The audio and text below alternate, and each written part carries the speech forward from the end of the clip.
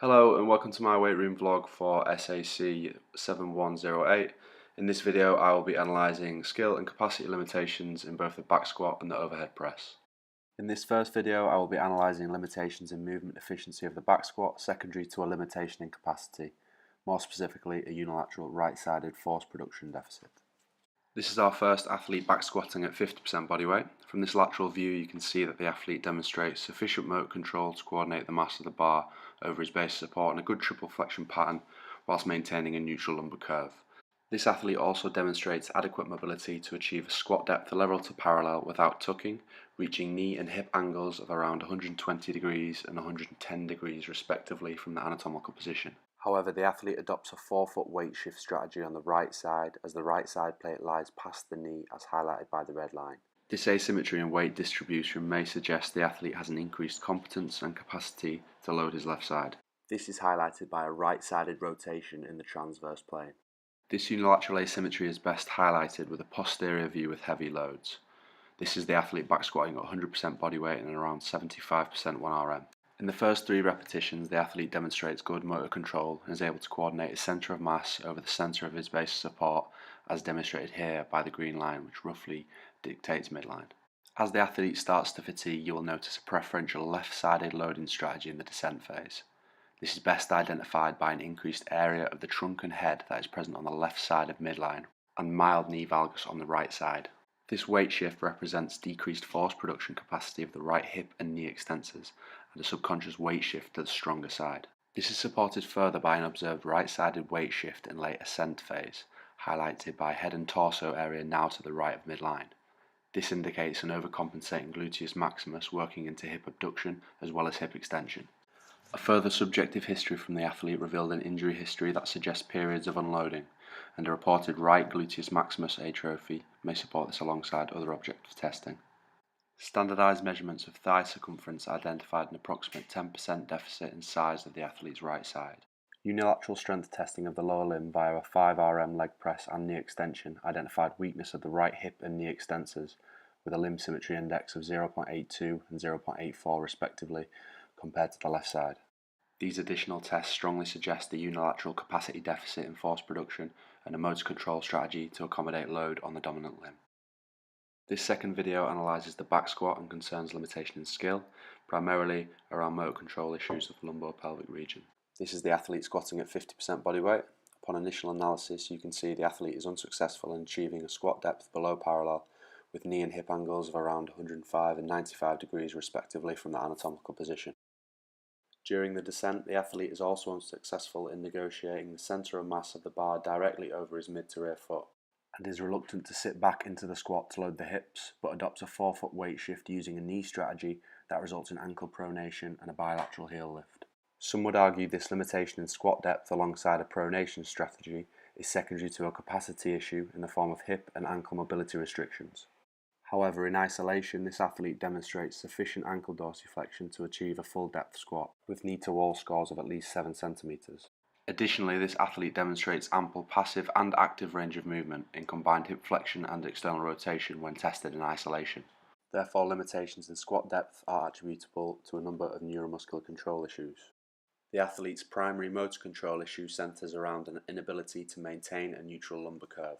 In this instance, the athlete accommodates an extension strategy to maintain lumbar-pelvic stability. In a basic 2-dimensional analysis, this can be best identified by an increased concavity of the lumbar region and a loss of anterior trunk integrity in early descent.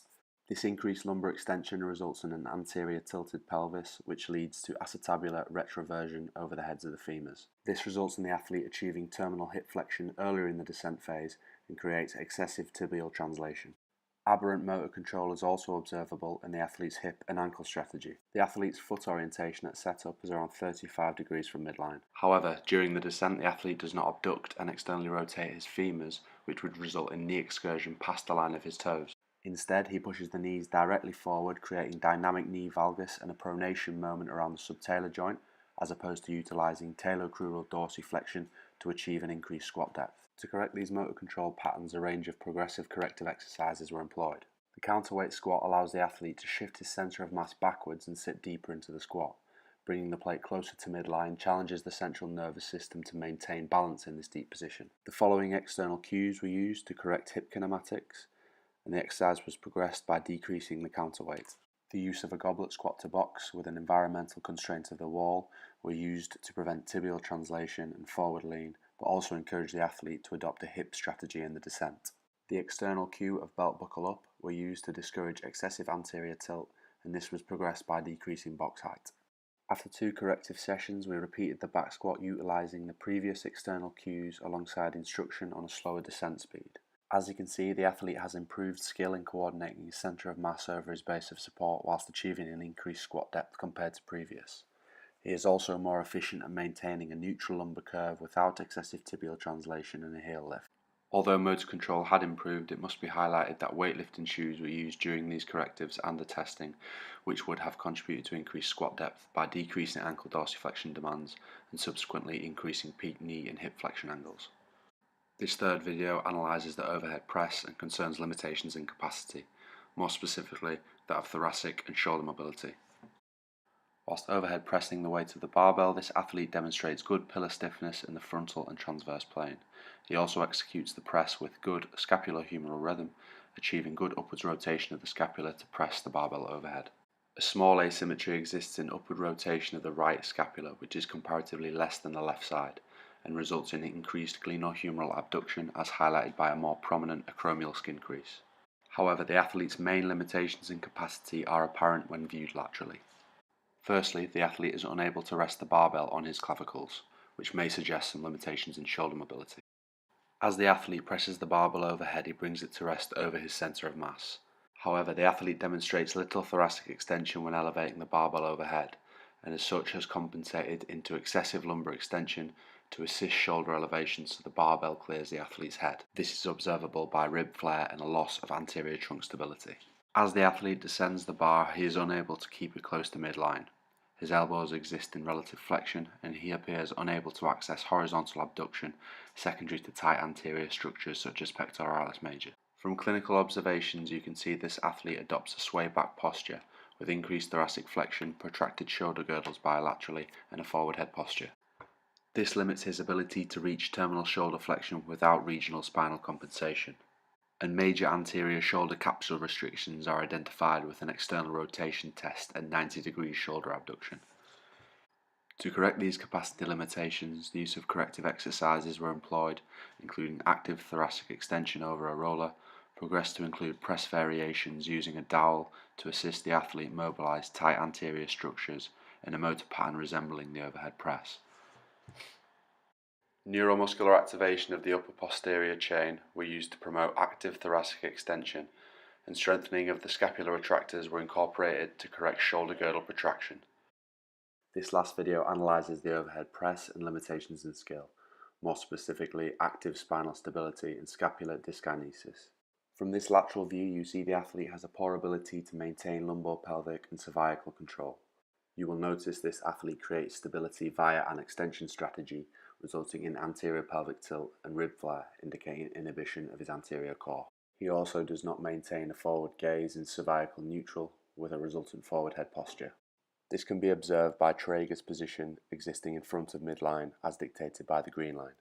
From a posterior view, you can see the athlete locks the barbell out overhead but displays scapular dyskinesis of varying magnitude contralaterally. Poor eccentric control of downward rotation of the scapula is highlighted by an increased prominence of the medial borders bilaterally.